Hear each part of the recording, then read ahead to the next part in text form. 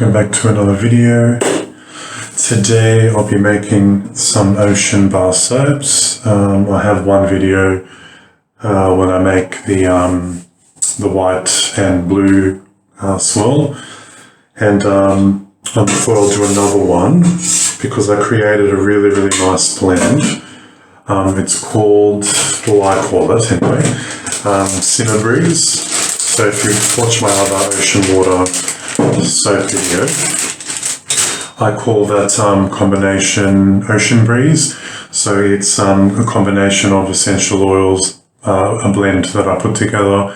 It's lavender, cedarwood, peppermint, and petite grain, and it's just such a beautiful ocean. It's like a crisp, really crisp fragrance.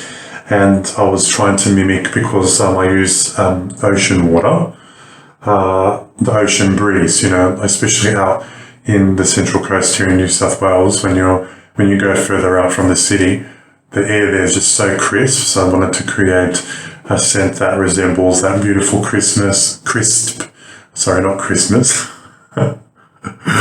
crispiness in the air. So I wanted to create that sort of scent when you breathe it in, and it definitely does do that. So this is exactly the same: lavender, cedarwood, petite grain, and peppermint, but I also added a little bit of cinnamon. So I call that Cinna Breeze, whereas my Ocean Breeze one is without the cinnamon.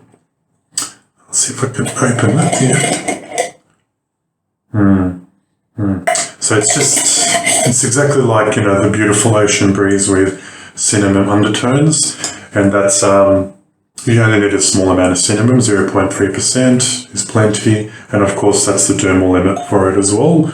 So I still stick with that, and it smells beautiful. And for the Ocean Breeze, I do a blue and ivory swirl. So this one I'm going to do a gold to kind of represent the theme of cinnamon. And I'll do the ivory clay as well. So just doing a 2-color swirl for that.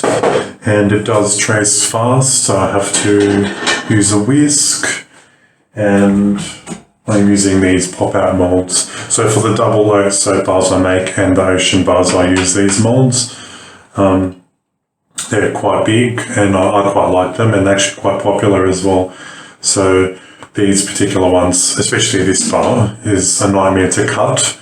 So these molds are perfect for it, because ocean water naturally has 3 to 3.5% salt in it naturally, so it does harden and trace quite fast. And after a couple of hours, you can actually pop them out of those molds that I just showed you. So that's what's going on today.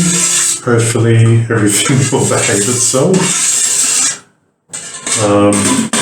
So yeah, let's get soaping. It's a pretty straightforward recipe.